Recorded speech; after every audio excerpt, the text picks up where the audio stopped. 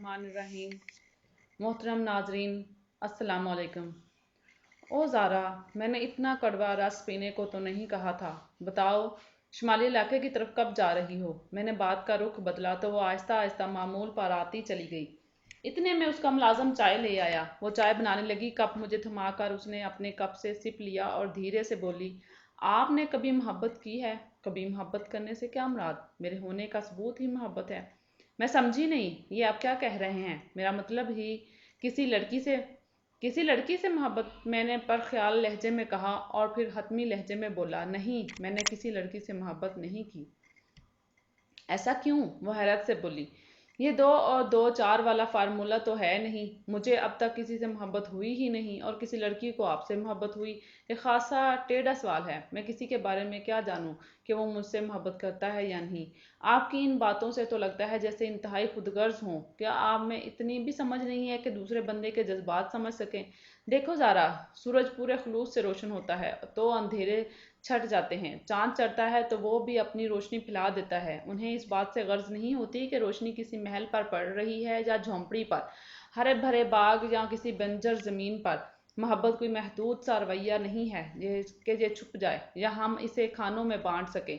ये आप किस तरह की बातें कर रहे हैं ज़ारा? अगर तुमने मोहब्बत की होती और वो भी खालस मोहब्बत, तो मेरी बातों को रूह की गहराइयों से समझ जाती। असल में जब तुमने शऊरी तौर पर आंख खोली तो तुमने अपने दामन में एक ऐसी मोहब्बत को पाया जो इंतहाई खुदगर्ज थी, और इसे तुमने बड़ी एहतियात से संभाल लिया और आज तक संभाले हुए हो। तुम सुकून दे सकती हो, हमदर्दी कर सकती हो। मैं कहूँ कि इस मोहब्बत तुम नहीं कर सकती और ना समझ सकती हो। मेरे ना समझने की वजह हो सकता है तुम समझ जाओ, या शायद नहीं, या शायद हाँ। खैर छोड़ो इन बातों को। तुम्हारी चाय अच्छी थी, मैंने हंसते हुए कहा तो उसका चेहरा सुर्ख हो गया, शायद शर्म से। फिर हम में को इसकी फिल्मों के बारे में बात होने लगी।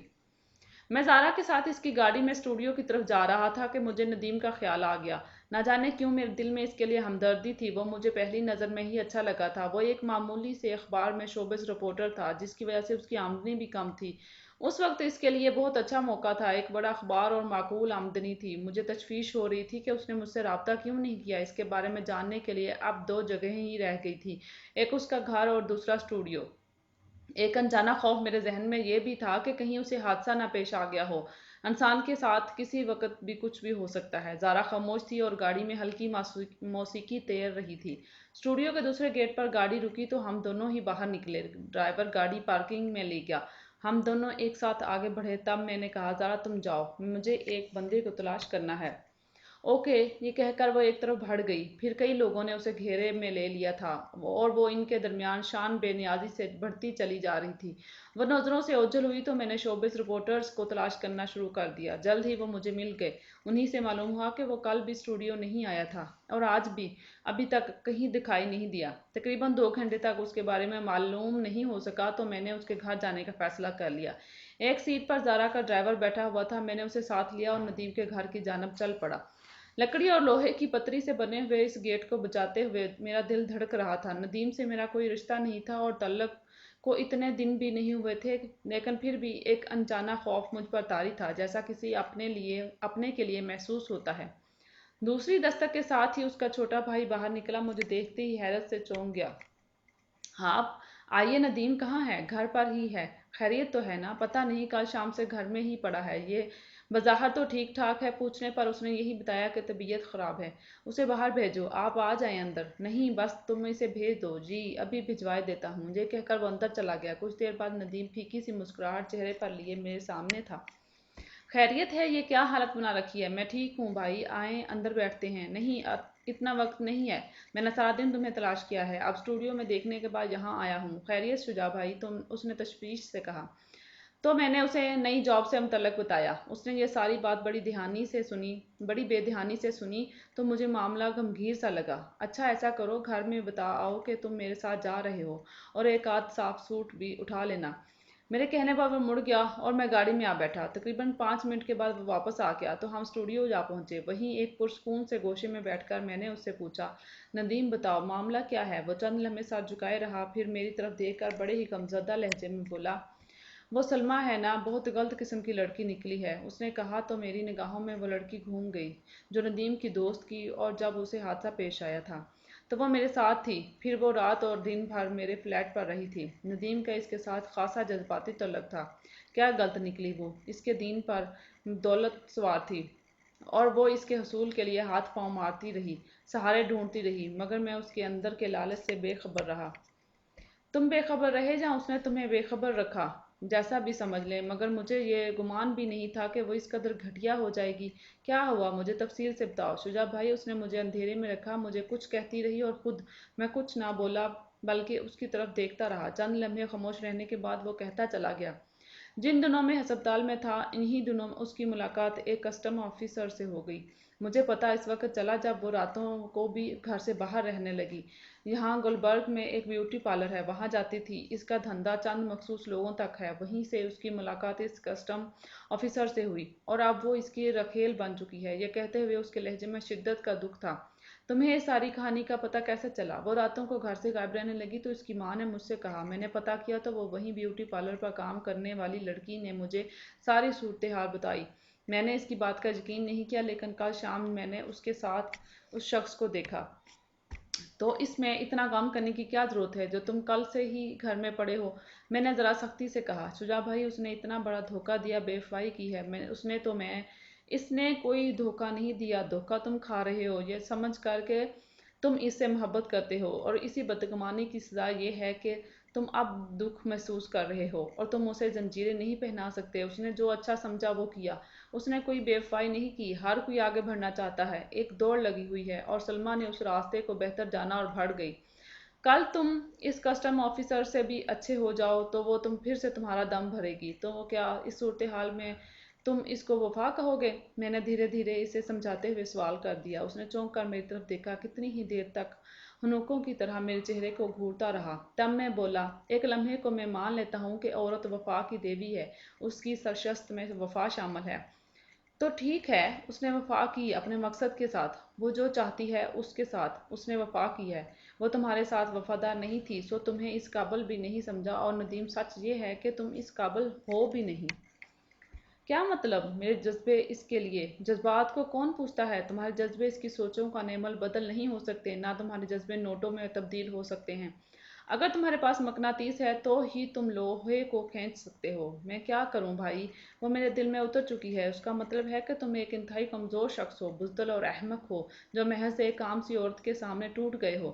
میں ٹوٹا نہیں ہوں، اس نے جلدی سے کہا۔ تو یہ سب کیا ہے؟ ایک جھٹکے سے نکال باہر پھینکو اسے، اور اتنی محنت کرو کہ جب کبھی وہ تمہارے سامنے آئے تو اسے اتنی شرم آئے کہ وہ اپنے لفظ بھلا بیٹھے۔ میں اب بھی اسے اپنے سامنے جھکا سکتا ہوں۔ انتقام لوگے، اور وہ بھی عورت سے؟ نہیں ندیم، یہ مردانگی نہیں ہے۔ ٹھیک ہے شجاع بھائی، جیسے آپ کہو۔ مجھ پر احسان مت کرو، میرے کہنے پر نہیں، اپنے اندر کے شخص سے بات کرو، میں نے اس کی طرف دیکھتے ہوئے کہا۔ تو وہ جیسے نیند سے جاگا ہو، کتنی دیر تک وہ گمسم بیٹھا رہا، پھر دھیرے سے ہنس دیا۔ تب میں نے کہا، آؤ چلیں، جا کر آرام کرتے ہیں، صبح تم نے ایک نئی زندگی کی شروعات کرنی ہے۔ چلیں، اس نے کہا۔ تو میں نے زارا کا نمبر ملایا، فون اس کے ڈرائیور کے پاس تھا۔ میں نے اسے اپنے گھر جانے کے بارے میں بتایا اور ٹیکسی لے کر سمن آباد جا پہنچا۔ اگلی صبح میں اور ندیم اکٹھے دفتر پہنچے تو ظفر تارڑ اپنے کمرے میں ہی تھا۔ میں نے ندیم کو اس سے ملوایا، وہ دونوں شناسا تھے۔ کچھ دیر گپ شپ کے بعد ہم میٹنگ میں آ بیٹھے تھے، تبھی حسن نے مسکراتے ہوئے ایک اخبار میرے سامنے رکھ دیا، پھر ایک چھوٹی سی خبر جس پر دائرہ لگا ہوا تھا اس پر انگلی رکھتے ہوئے کہا، اسے پڑھو۔ میں نے اسے دیکھا تو چونک گیا، بڑی تیز سرخی تھی۔ فلم سٹارز زارا ایک صحافی کے عشق میں گرفتار، جلد ہی شادی متوقع ہے۔ 2 کالمی خبر میں جو تفصیلات تھیں وہ کچھ تو حسن کا گھڑا ہوا جھوٹ تھا، اور کچھ میرے اس کے ساتھ اسلام آباد جانے اور اس کے گھر میں رہنے کا ذکر تھا۔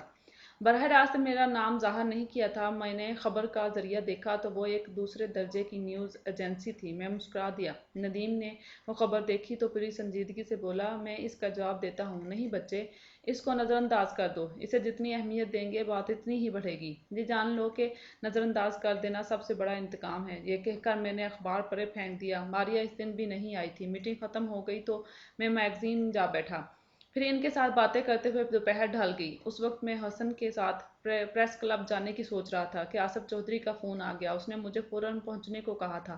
تقریباً آدھے گھنٹے بعد میں اس کے پاس تھا، وہ جیسے میرے انتظار میں تھا۔ مجھے دیکھتے ہی اٹھا اور مجھ سے گلے ملنے کے بعد بولا، کہ آؤ میں اس کے پیچھے پیچھے چلتا ہوا ایک تہہ خانے میں اتر گیا جہاں ایک مدوخ سے بلب کی روشنی کانپ رہی تھی۔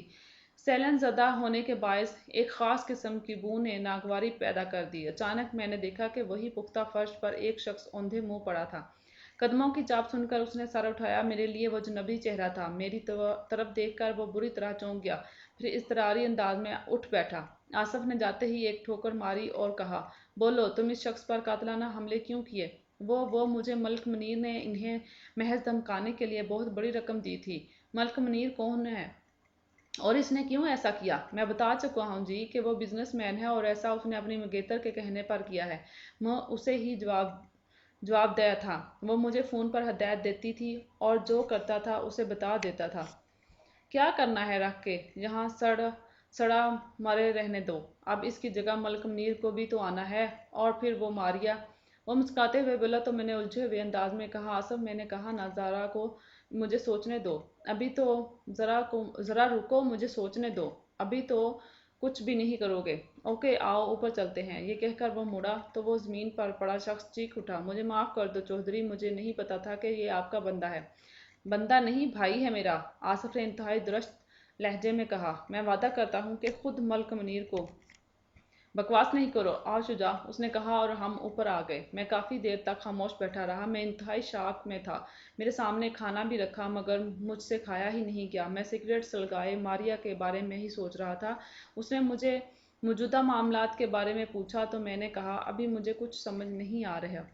ایسا کیوں ہوا؟ ہمیں کیا کرنا ہے یہ میں تمہیں کل بتاؤں گا۔ کوئی بات نہیں، ابھی تم جاؤ اور ہاں، خود کو سنبھالو۔ اس نے ہنستے ہوئے ہاتھ ملایا تو میرے ذہن سے کافی حد تک بوجھ اترتا ہوا محسوس ہوا۔ میں ذہنی طور پر مفلوج ہو چکا تھا۔ میں خود کو سکون دے کر ہی سوچنا چاہتا تھا۔ میں نے سوچا اس وقت زارا ہی ہے جو مجھے پرسکون کر سکتی ہے، اس لیے میں نے اسے فون کیا۔ وہ گھر پر تھی۔ جلد ہی میں زارا کی کوٹھی کے سامنے پہنچ گیا اور گیٹ کھلنے کا انتظار کرنے لگا۔ اس سے پہلے کہ گیٹ کھلتا اچانک مجھے خطرے کا احساس ہوا۔ میں نے اپنے دائیں طرف دیکھا، ایک موٹر سائیکل پر 2 نوجوان سوار تھے۔ پھر میں نے پیچھے بیٹھے ہوئے لڑکے کو گن سیدھی کرتے ہوئے دیکھا۔ لاشعوری طور پر میں نے اپنا سر نیچے جھکا لیا۔ تبھی فائرنگ سے ماحول تڑک گیا۔ فائرنگ کی آواز بھی ہوا میں تحلیل نہیں ہوئی تھی کہ مجھے اپنے کاندھے میں جلن کا شدید احساس ہوا۔ لمحوں میں اس جلن نے میرے بدن میں آگ لگا دی۔ مجھے یوں لگا جیسے آگ میرے جسم میں سرایت کر گئی ہے۔ اس جلن کی اذیت اس قدر تھی کہ اب مجھے اپنا دماغ معاف ہوتا ہوا محسوس ہوا۔ ایک تاریکی تھی جو میرے دماغ پر چھاتی چلی جا رہی تھی۔ میں نے اپنے آپ کو سنبھالنے کی پوری کوشش کی مگر میرے ہر طرف اندھیرا پھیل گیا اور پھر مجھے ہوش نہیں رہا۔ سب کچھ تاریکی میں ڈوب گیا۔ مجھے ہوش آیا تو سب سے پہلے میرا دماغ بیدار ہوا۔ لچھے کی طرح کی سوچوں کے باعث مجھے کچھ سمجھ میں نہیں آ رہا تھا۔ دھیرے دھیرے میرے شعور نے ان سوچوں کو تحلیل کر دیا اور واضح خیالوں نے مجھے سب کچھ یاد دلا دیا۔ میرے ارد گرد سناٹا تھا اور میں سوچ رہا تھا کہ وہ لوگ جس طرح حملہ آور ہوئے تھے، اس سے یہی کہا جا سکتا تھا کہ وہ مجھے زندہ چھوڑنے والے نہیں تھے۔ ہو سکتا ہے وہ مجھے اپنی طرف سے ختم کر کے ہی گئے ہوں۔ یہ میری خوش قسمتی ہے کہ میں بچ گیا ہوں، مگر میں ہوں کہاں؟ سوچ کی اس تیز لہر نے مجھے آنکھیں کھولنے پر مجبور کر دیا۔ میں نے آنکھیں کھولی تو خود کو بیڈ پر پڑے پایا۔ جلد ہی مجھے احساس ہو گیا کہ میں ہسپتال میں ہوں۔ تبھی مجھے اپنی زندگی بچ جانے کا احساس ہوا تو میرا سر اللہ کے حضور جھک گیا۔ وہی زندگی دینے والا ہے اور موت بھی اسی کے قبضے میں قدرت میں ہے، اسی کے قبضۂ قدرت میں ہے۔ میں نے اپنے ارد گرد دیکھا، وہاں کوئی نہیں تھا۔ میں پھر سے آنکھیں بند کر کے لیٹ گیا۔ شاید دوائیوں کی وجہ سے مجھے تکلیف کا احساس نہیں ہو رہا تھا، تاہم اوپری دھڑ پٹیوں میں جکڑا ہوا تھا۔ وہ اپنی طرف سے مجھے مار کر پھینک گئے تھے لیکن زندگی تھی کہ میں بچ گیا۔ کیا یہ حملہ بھی ماریا نے ہی کروایا ہے؟ اس خیال کے آتے ہی میں بے چین ہو گیا۔ میں آصف چودھری کو سمجھتا تھا۔ اسے اگر اس واقعے کی خبر ہو جاتی تو اب تک جو بھی اس کے ہتھے چڑھتا، پہلی فرصت میں اسے ختم کر کے ہی اسے چین ملتا تھا۔ اس کا یہ رد عمل میری وجہ سے ہی ہونا تھا۔ اس سے یہ امید بھی نہیں کی جا سکتی تھی کہ وہ کسی کو معاف کر دے اور یہ ناممکن تھا کہ مجھ پر قاتلانہ حملے کی اطلاع اس تک نہ پہنچی۔ جب میرا گھر جلا تھا اس وقت اس کے لہجے میں جو ناکامی جھلک رہی تھی، مجھے معلوم تھا کہ وہ بہت ہی خطرناک تھی۔ اب جب کہ میں ہسپتال میں پڑا تھا، اسے جیسے ہی اطلاع ملتی تو وہ اسے پاگل کر دینے کے لیے کافی تھی۔ پتہ نہیں وہ کیا کرے گا۔ ماریا ایک عورت تھی اور میں کسی بھی عورت سے انتقام لینے کو مردانگی نہیں خیال کرتا تھا۔ جبکہ آصف چودھری، میں اس کا ہاتھ کسی طور بھی نہیں روک سکتا تھا۔ اس وقت یہی میرے خیال میں دماغ میں پھیلتے چلے گئے، انہی خیالوں نے مجھے بے چین کر کے رکھ دیا۔ میں نے آنکھیں کھولی تو کمرے میں کوئی بھی نہیں تھا۔ میں اسی وقت آصف چودھری کو فون کرنا چاہتا تھا۔ میری بے چینی حد سے بڑھی تو میں پکار اٹھا، کوئی ہے؟ میری آواز کی بازگشت میں سفید براق لباس میں ملبوس نرس مجھ پر آن جھکی۔ اس نے نہایت ملامت سے کہا، کیا بات ہے، بولیں، مجھے فوری طور پر ایک فون کرنا ہے، کسی کو بھی بلواؤ، کچھ بھی کرو، لیکن فوری۔ دیکھیں، آپ تقریباً 6 گھنٹے بے ہوش رہے ہیں اور ابھی آپ ہوش میں آئے ہیں۔ آپ آرام کریں، میں کہہ رہا ہوں کہ مجھے فون کرنا ہے۔ جاؤ، تم ڈاکٹر کو بھیجو ورنہ مجھے خود بیڈ سے اٹھنا پڑے گا۔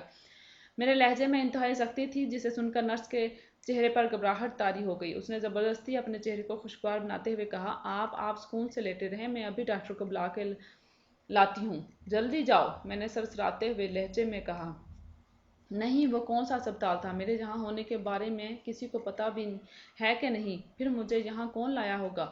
میں تو زارا کے پاس گیا تھا اور ابھی اس کے دروازے پر تھا کہ یہ حادثہ ہو گیا۔ نرس نے کہا تھا کہ میں 6 گھنٹے بے ہوش رہا ہوں، اس کا مطلب ہے کہ اب رات کا پہلا پہر ختم ہو جانے والا ہوگا۔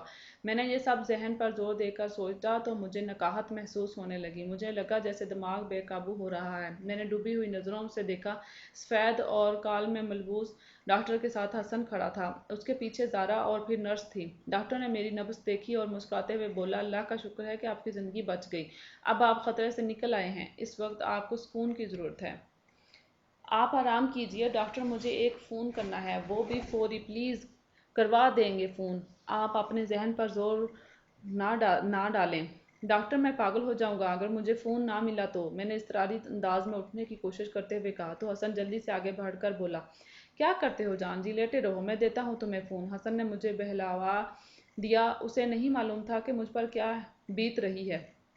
میں اس وقت دوہرے عذاب میں مبتلا تھا۔ نرس انجیکشن تیار کر کے کھڑی تھی، وہ مجھے بہلاوا دے کر نیند کا انجیکشن دینے والے تھے۔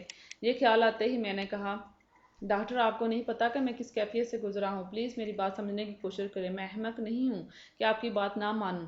میں نے انجیکشن کی طرف دیکھ کر ڈاکٹر سے کہا، تبھی حسن نے ڈاکٹر کے کاندھے پر ہاتھ رکھا، اس نے نرس کو اشارہ کیا تو وہ ایک طرف ہٹ گئی۔ پھر تھوڑی ہی دیر بعد مجھے فون دیا گیا، میں نے آصف چودھری کے نمبر ملائے تو کچھ لمحوں بعد اس کی آواز ابھر آئی، میں شجاع بات کر رہا ہوں۔ او شجاع، تمہیں ہوش آ گیا، خدا کا لاکھ لاکھ شکر ہے، کہاں سے کیسے فون کر رہے ہو؟ اس نے خوشی اور حیرت کے ملے جلے لہجے میں تیزی سے پوچھا۔ تو مجھے معلوم ہو گیا کہ میرے ساتھ ہونے والے حادثے کے بارے میں اسے پتہ چل چکا ہے۔ ایک خوف میرے اندر سرایت کر گیا۔ تبھی اس نے کہا، بولو شجاع۔